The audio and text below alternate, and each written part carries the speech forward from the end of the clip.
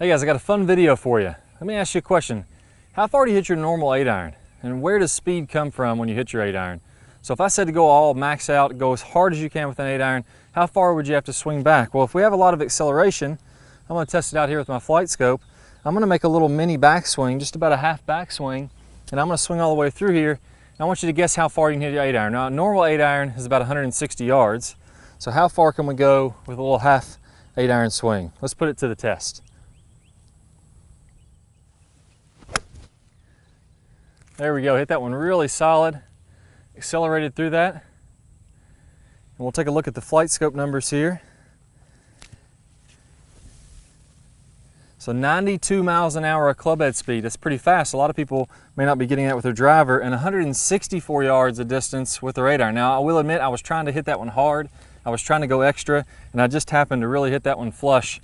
But that shows you how we can get acceleration if we use the moves correctly. We don't have to have a great big long swing, but we do have to get speed in the right spots. This is one of the best drills that I've ever had. If you guys are out there, maybe you feel lost in your swing, you feel like you're not getting the distance that you've had before.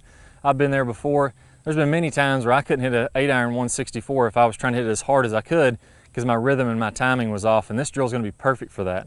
So all we're going to do is take a little half backswing, and what I want you to feel like you're doing, and what I felt like I was doing, is stopping about right here. In reality, I probably got a little past 9 o'clock with my left arm. So if you can imagine, this is 6 o'clock straight down, 9 o'clock. I probably got a little past that. I'd like for you to keep it around 9 if you can. You're probably gonna have to feel like you stop right here. And now from there, what do we have to do to get speed? Well, number one, just like we talk about in the top speed golf system, we have to load up the body. So even though I stopped my arms pretty short, in order for me to feel like I got power, my shoulder's still rotated. So if we're watching a video, slow motion footage of me doing one of these little half swings, we'll see that my shoulders are still rotating. I'm still getting some good lag in the downswing, and then my hips are really rotating out of the way to get that acceleration on through the shot. So I want you to break down these pieces individually. Number one, let's go ahead and make a half backswing just to 9 o'clock, and I want you to feel like your shoulders really rotate. So I get my chest to really turn as I'm right here. Now number two, I want to feel like my hips start to turn open as soon as I start down, and I'm really going to let those hips start to fire to let me get that speed. You may feel like, let's imagine I'm pushing down and out into the ground this way. So I'm going to feel like I'm pushing that direction. I'm pushing my body kind of back up and out of the way because I'm pushing down this way so hard with my left foot. That's going to help me to rotate my body. And number three, I'm going to have some lag. Now from there, those are all the building up. Those are all the starting of the downswing. The finishing of the swing, I'm going to go ahead and come all the way on through. So my belt buckle and my shoulders have rotated all the way through.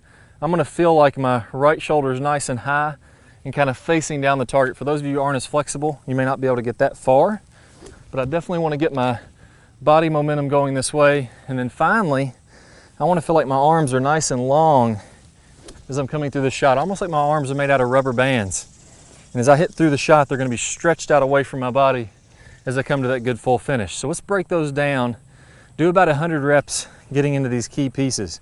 Number one, half backswing, big shoulder turn. Number two, I'm getting some lag as I'm letting my hips start to turn out of the way.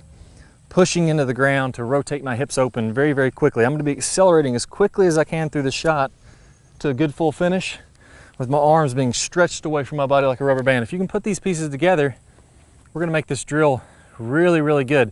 We're going to feel like we got a lot of acceleration and you're really hitting this ball nice and crisp and clean.